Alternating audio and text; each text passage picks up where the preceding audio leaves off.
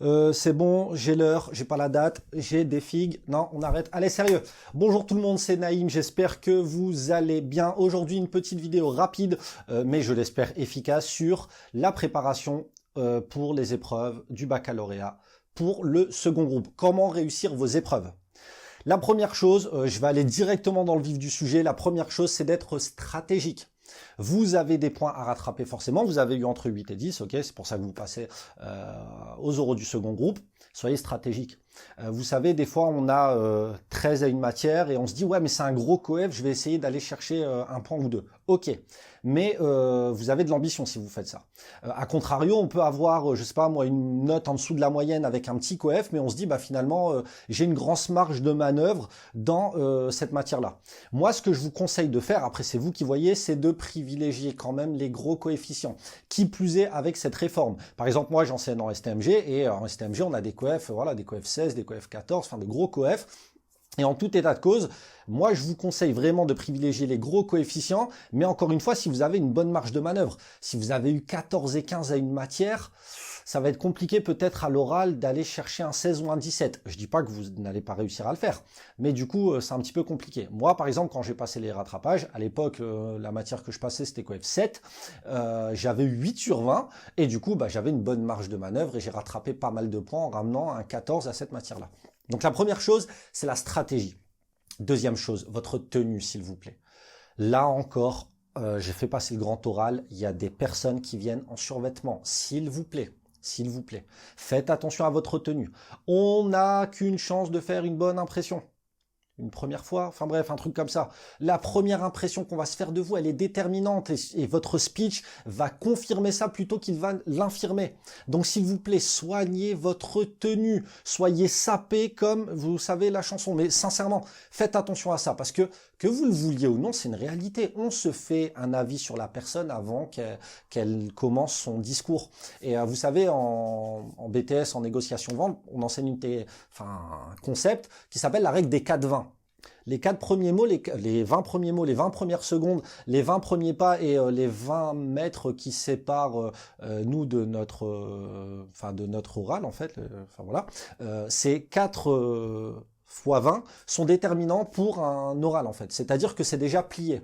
Donc dans les 20 premiers mètres, on va déjà voir la personne, on va voir comment elle se comporte, on va voir si elle est nonchalante, on va voir si sa convocation elle est pliée dans tous les sens. Et ça montre que vous ne portez pas beaucoup d'importance à votre oral. Pourquoi on s'habille bien dans un mariage? Parce qu'on y met, on s'habille à la hauteur de l'importance que ce mariage a pour nous.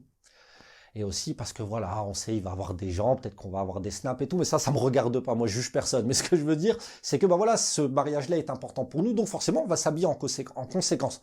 Là, faites la même chose, s'il vous plaît, soignez votre tenue et soignez votre attitude. Ouais, en fait, c'est ma prof qui m'a dit... Non, s'il vous plaît, ta prof, elle t'a pas dit, d'accord? Elle t'a pas dit. Elle t'a dit à la rigueur, mais elle t'a pas dit, ok? Donc faites attention également à votre élocution.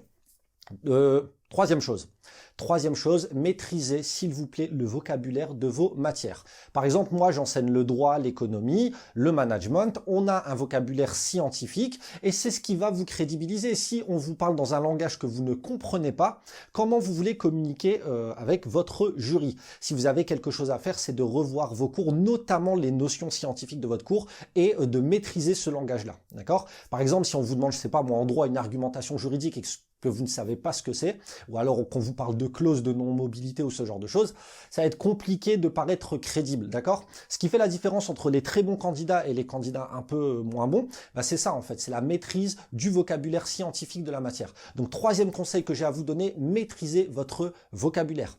Quatrième conseil, pendant votre speech, faites attention à votre élocution, on en a parlé, mais également à votre débit. Vous voyez où je voulais en venir. Moi-même, je fais des E quand je cherche mes mots, certes. Mais en tout état de cause, j'essaye de faire attention à mon débit. Là, je suis sur une vidéo et j'essaye de faire en sorte que ce soit rapide et dynamique. Mais lorsque je tiens un cours ou un discours devant une assemblée, j'essaye véritablement de bien gérer mon débit.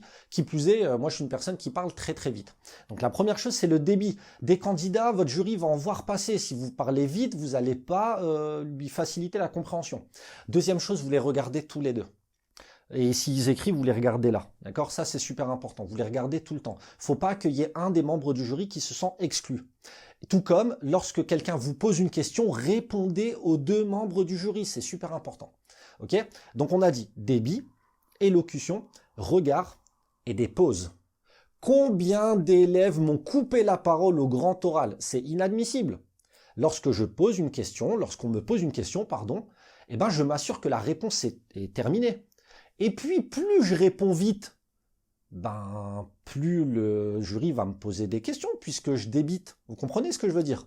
Prenez une pause, ça va montrer que vous êtes quelqu'un d'humble, qui prend le temps de réfléchir et surtout, vous ne risquez pas de couper la parole à votre jury. Ok? Voilà ce que je devais vous dire. Et également, alimentez-vous bien, dormez bien la veille, même si je sais que ça va être compliqué. Mais pour bien dormir, il faut accepter de ne pas être sur Snap ou Insta ou TikTok pendant toute la nuit. D'accord? Donc essayez de bien dormir, mangez bien, faites un peu de sport si vous pouvez, essayez d'avoir une bonne hygiène de vie, mais ça transcende le grand oral. Mais essayez de bien vous nourrir. Un kebab biki que salade sauce Hannibal avec supplément merguez, non, pas la veille. C'est à proscrire. Ok? J'espère sincèrement que vous avez votre baccalauréat et que si vous allez aux euros de rattrapage, vous allez pouvoir le faire. Ça m'est arrivé. J'ai eu mon baccalauréat, moi qui suis enseignant, en passant au rattrapage, et j'ai réussi à le faire, donc vous pouvez le faire aussi. J'espère que ça vous a plu. Si ça vous a plu, faites tourner, mettez un pouce, abonnez-vous. Je ne sais pas pourquoi j'ai fait ça, mais je trouvais ça stylé.